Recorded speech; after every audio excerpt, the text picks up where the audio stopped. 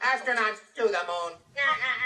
Ignition sequence start. 3, 2, 1. Houston, we have a problem. Liftoff. We have a liftoff. We copy you on the ground. You got a bunch of guys about to turn blue. What you're seeing here is a mirage. What's going on, everyone? It's Jaronism with a letter for Donald Trump. If you think this letter is important for Donald Trump to see, please share it through social media or send it directly to Donald Trump either through Twitter at RealDonaldTrump or through email by sending it to djt@trumporg.com. A downloadable link is in the description, as well as a link to his Twitter and his email address. Thank you.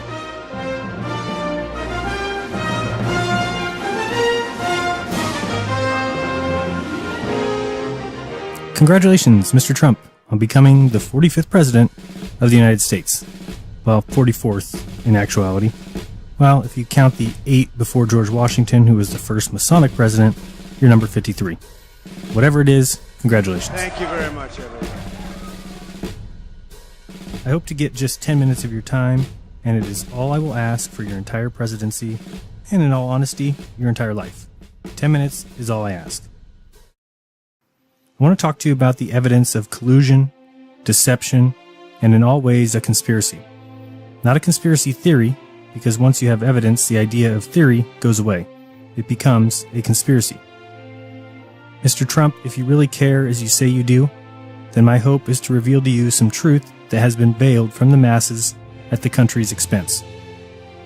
I love science, I really do. But I love real science, not the science that we are given today. One of the greatest scientists ever, Abu al-Hazen, said, "The seeker after the truth is not one who studies the writings of the ancients and following his natural disposition puts his trust in them, but rather the one who suspects his faith in them and questions what he gathers from them. The one who submits to argument and demonstration and not to the sayings of a human being whose nature is fraught with all kinds of imperfection and deficiency.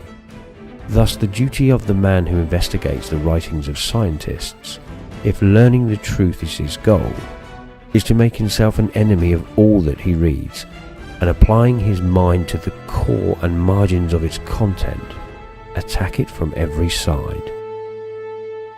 He understood that science is the questioning of current beliefs. Whatever is thought to be the current facts need to be attacked and challenged. The truth will always stand up to inquiry. The lies, however, will not. So, Mr. Trump, let me show you and inform you of some things, and my hope would be that you, being the intelligent person that you are, will look into these things and help drain the swamp. Let's begin in the past and explore why science believes what they believe. For example, Edwin Hubble saw that all galaxies are moving away from us, and because of those observations, science had a choice: to say that we were the center of the universe, or to make up another possible explanation. Now, here comes the problem. How would you feel if you found out that the direction science went in is philosophically based? Here's what Edwin Hubble said about their choice of spatial curvature. "But the unwelcome supposition of a favored location must be avoided at all costs. Such a favored position, of course, is intolerable. Therefore, in order to restore homogeneity and to escape the horror of a unique position, the departures from uniformity, which are introduced by recession factors, must be compensated by the second term representing effects of spatial curvature. There seems to be no other escape." A favored position must be avoided at all costs? Intolerable? Does that sound like real science to you, Mr. Trump? So to stay away from the absolute horror of a unique position, they decided to go against observation and to make a decision based philosophically, not scientifically. So is that true? That science might be making decisions separate from observations? Well, the great physicist George Ellis said, You can only exclude it on philosophical grounds. In my view, there is absolutely nothing wrong in that. What I want to bring into the open is the fact that we are using philosophical criteria in choosing our models. A lot of cosmology tries to hide that. So it's pretty clear then that science, which is open and true, has tried to hide something. So the ideas that men have sold to the masses are religious-based. They are not based in facts and evidence, but based in what some men want to be true. That doesn't sound like science to me. So great minds like Carl Sagan, who told people many times over that we are insignificant and just a tiny speck in a vast universe 14 billion years old and 14 billion light years in every direction, and notice that 14 billion light years in every direction seems to place us in the center, doesn't it? Well, Sagan reasoned, The size and age of the cosmos are beyond ordinary human understanding. Lost somewhere between immensity and eternity is our tiny planetary home. In a cosmic perspective, most human concerns seem insignificant, even petty, and yet our species is young and curious and brave, and shows much promise. In the last few millennia, we have made the most astonishing and unexpected discoveries about the cosmos and our place within it, explorations that are exhilarating to consider. They remind us that humans have evolved to wonder, that understanding is a joy, that knowledge is a prerequisite to survival. I believe our future depends on how well we know this cosmos, in which we float like a mote of dust in the morning sky. so once it's understood that science has an agenda, a want, and certain requirements, we must challenge some so-called truths and demand to see the evidence that led to those facts. Well, when you do, you find corruption, collusion, secret societies, lies, cover-ups, and hate, and a shunning of anyone simply asking those questions. So recently you made a contract. It's a contract between Donald J. Trump and the American voter, and it begins with bringing honesty, accountability, and change to Washington, D.C. I hope I can help to make that truth rise to the surface. Politicians are a problem. They are paid off by other interests, and they don't represent me or the rest of this country. I'm not a politician and have never wanted to be a politician. Believe me. But when I saw the trouble our country was in, I knew I couldn't stand by and watch any longer. Thank you so much for doing this. I really hope you can help, because this system simply doesn't work. I've seen the system up close and personal for many years. I've been a major part of it. I know how the game works in Washington and on Wall Street, and I know how they've rigged the rules of the game against everyday Americans.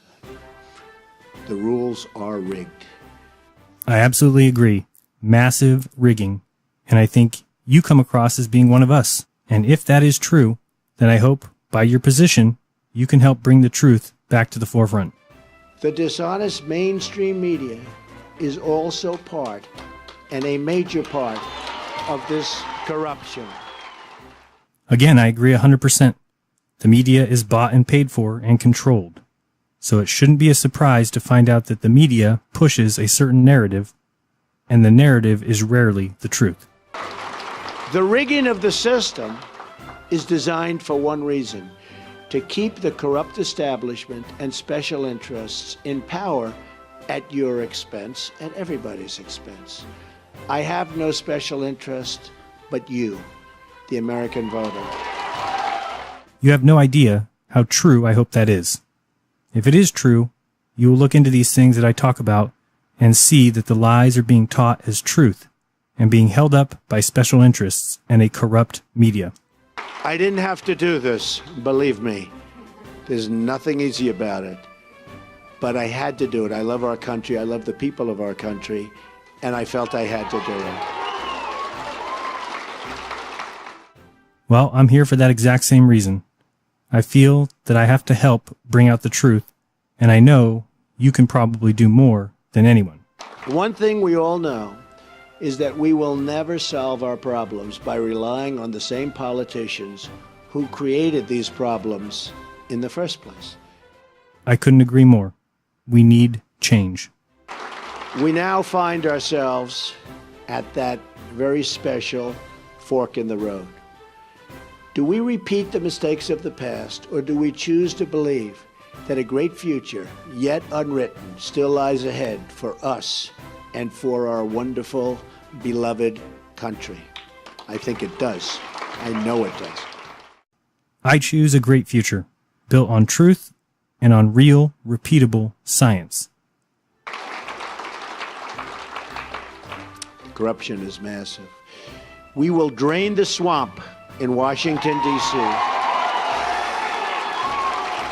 and replace it with a new government of, by, and for the people.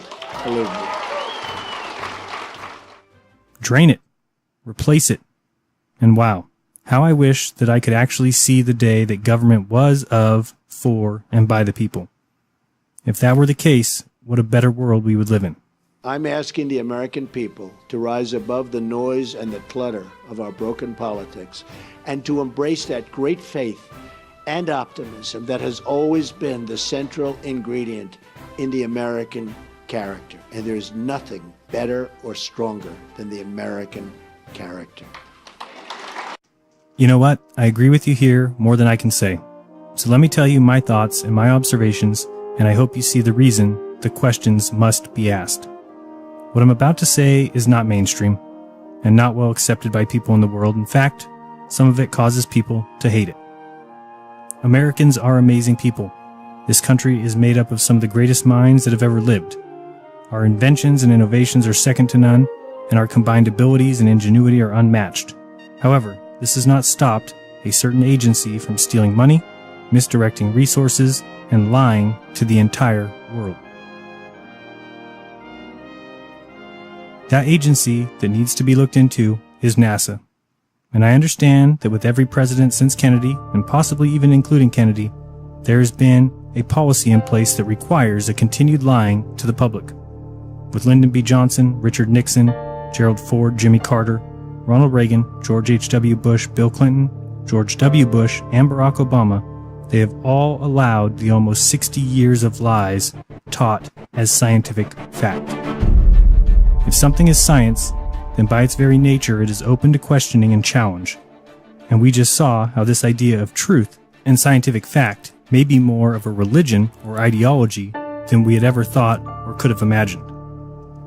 So science may say that the closest star is 25 trillion miles away, and that the sun is 93 million miles away.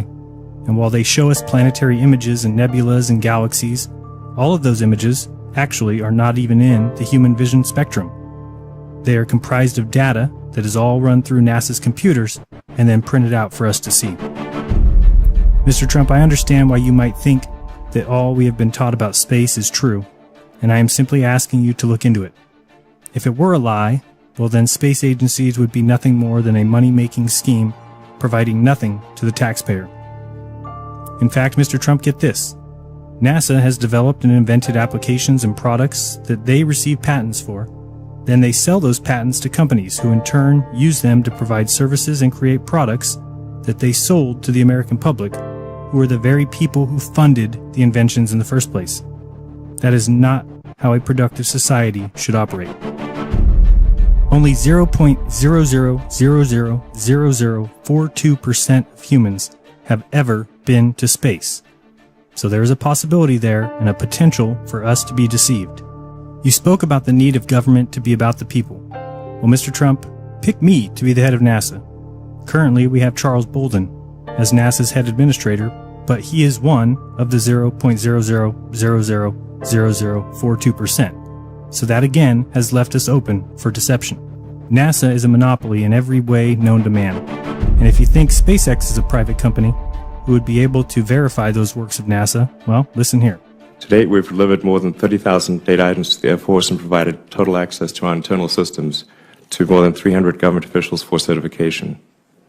You yourself have seen what happens when special interests get involved with science in regards to climate change. Luckily, you're going to address that. but it might be more prevalent than even you think. So we need an independent head of NASA, not an ex-astronaut. Mr. Trump, you need to look into the moon landings and help get the truth out.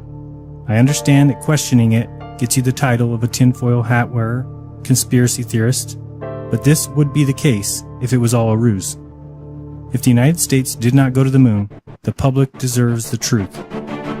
NASA was started by Nazi scientists who tested on human subjects and who knew and used mind control. We haven't been back to the moon in over 40 years. There is a reason. We know now that travel past the Van Allen belts is impossible. But there are many other things that we are starting to see. Mr. Trump, did you know that there is no 24/7 live feed of Earth from space? Make sure you look into this and don't let people tell you that we do. You need to look into it. Because the current feed, in every 30 minutes, you will see either this, or this, or this. Again, we are leaving ourselves open to deception. How can we have a craft in orbit that has cameras aboard it, and yet the very people who have paid for that craft and the cameras cannot get a 24/7 view of their home from space? It's ridiculous, and it needs to be taken care of. Another issue, Mr. President, is the lack of any evidence of a 24-hour sun that circles the southern continent. Also, the blocking of people who want to travel to Antarctica. There are trips to the very edge, but it certainly raises a red flag that while we war with these countries and have these strained relationships, we have a weird chronology. We can see that in the 50s and 60s, operations took place such as Operation Fishbowl, where they were launching bombs up at the sky. Around the same time, in 1957, Sputnik was launched, and in response, the NACA was shut down and NASA was started. Then, during the International Geophysical Year of 1957 to 1958, major countries got together and drafted the Antarctic Treaty. And in 1961, 12 countries, who were enemies in all other areas, got together and agreed to protect or block Antarctica. That number is now 53. 53 countries that have agreed to the treaty. Mr. President, what are they hiding from us, the people? So, while NASA may have brought the world together with Apollo, and it may have brought creativity and unity, but if it also brought an outright deception and a systematic fraud, then I hope you will be addressing that. When our Juno craft entered Jupiter's orbit, the confirmation of that fact came in the way of a tone, Mr. Trump. A tone. Does that prove that fact? Or could it be possible that the man behind the curtain caused that tone? So should it surprise us that in a world where companies make money from selling drugs to the sick, that people are sick? I mean, should it surprise us when companies make money off wars that we're in a constant state of war?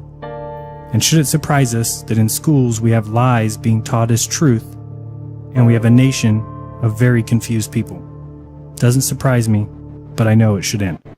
So Mr. Trump, Mr. President, I thank you for your time, and feel free to contact me if you'd like me to step in as the new NASA head administrator. I am available. All I can say is that if I were the head of NASA tomorrow, the world would know the truth. There are problems with the formula of the curvature of Earth, the proof of the spin, which has never been shown, and so much more. Again, science may say they have the proof, but when asked, you get called names, and the further you research, the more you find out that all of our scientific facts have gone through not the scientific method, but science's philosophical method, and that simply isn't science. So I look forward to the truth coming back during your term, and I am here to help you in every way I can. If the same lies are allowed to continue from NASA, just know I will keep striving for the truth, and I will realize that you are just another leader in a line of them who govern for themselves and care nothing for the lies that are taught and told to the American people, and just another leader who allows a religion based on philosophical criteria to be allowed to be taught in schools as scientific fact. This is against the Constitution and is against everything that this country is about. 60 years of lies from NASA is enough. Let's end it. This is my pledge to you. And if we follow these steps, we will once more have a government of, by, and for the people. And importantly, we will make America great again. Believe me. Thank you. Thank you. Thank you very much. Thank you. Again, congratulations. I wish you the best And be kind, don't lie, open your mind. There's truth inside. This has been Sharonism. Till next time. Peace.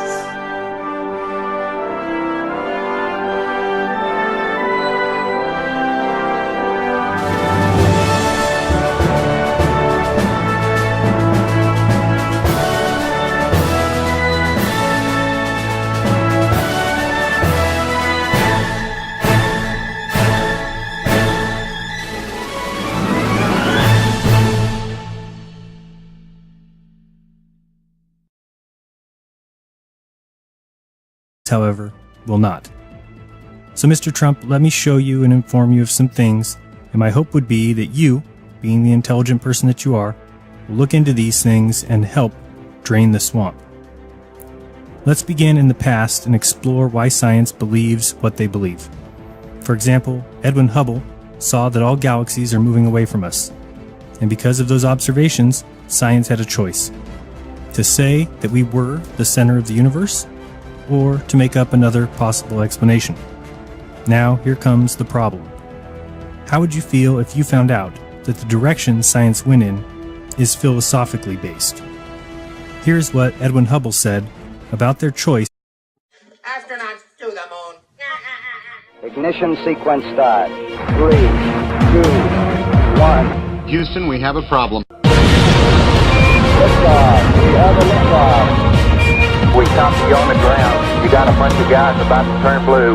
What you're seeing here is a mirage. Mirage. What's going on, everyone? It's Sharonism with a letter for Donald Trump. If you think this letter is important for Donald Trump to see, please share it through social media or send it directly to Donald Trump either through Twitter at RealDonaldTrump or through email by sending it to djt@trumporg.com. A downloadable. I want to talk to you about the evidence of collusion, deception, and in all ways a conspiracy. Not a conspiracy theory, because once you have evidence, the idea of theory goes away. It becomes a conspiracy. Mr. Trump, if you really care as you say you do, then my hope is to reveal to you some truth that has been veiled from the masses at the country's expense. I love science. I really do. But I love real science, not the science that we are given today.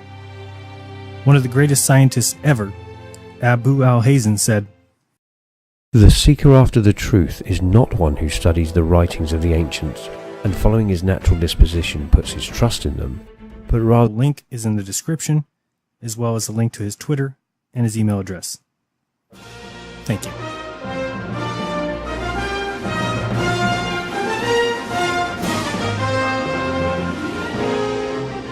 Congratulations, Mr. Trump, on becoming the 45th President of the United States. Well, 44th in actuality. Well, if you count the 8 before George Washington, who was the first Masonic president, you're number 53. Whatever it is, congratulations. Thank you very much, everyone.